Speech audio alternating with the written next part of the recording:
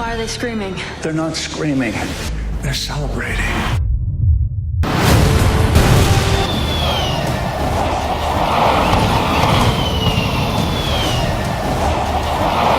Hi, I'm Mike Seymour from FXGuide.com for Wired.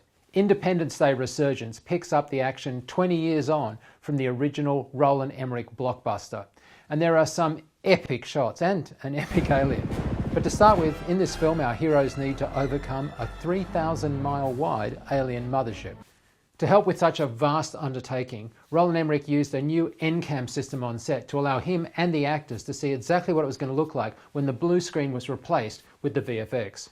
Well, that's like actually something which I really was looking forward to because I heard about it like kind of already 6-7 years ago.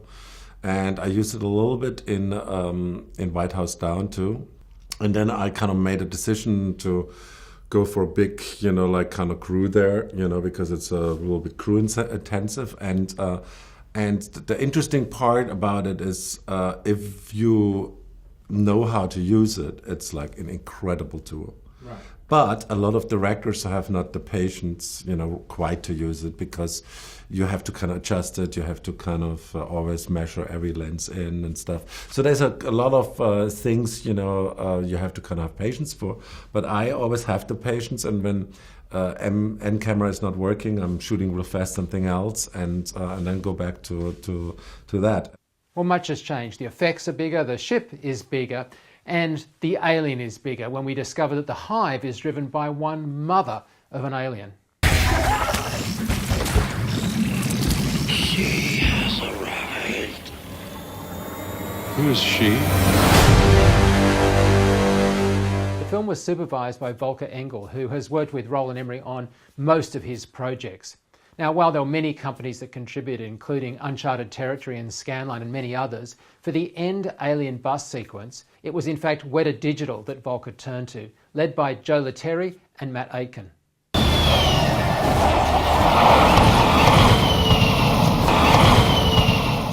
think that's the first time you'd worked with Weta? Yep, first time, and I will work with them again. And so how did you do that process? Well, it was, first of all, what we did, we kind of shot a lot of stuff on the salt flats too, and mainly as reference, so we knew exactly what like a bus could do, and we have a couple of these shots in, but not many, because Weta convinced us it's much better to also create a bus in CG. And then we had like just, I did storyboards and then previs, and then we went from there, and then they were, but like Weta is a very unique company because they make absolute creative, suggestions. They said, this shot we could do better when it would be like this, and then they show you how it could be, and then you say, fantastic. You've always collaborated with your visual effects teams and your art direction teams. Yeah. Sure, but it's sometimes certain companies who just like only want to do what you give them, and right. Others they say, well, we could do this better in that way or better in this way.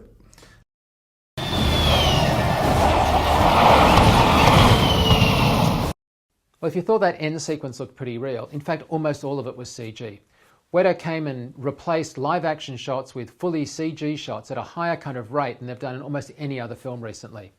One of the reasons for this is they have this really great new exterior lighting tool that lets them work out very accurately what's happening in exterior shots, contrast ratios and how the fill would actually work.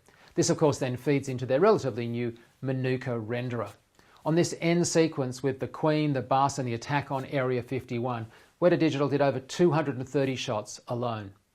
Well, don't forget to subscribe for more behind the scenes action. I'm Mike Seymour for Wired.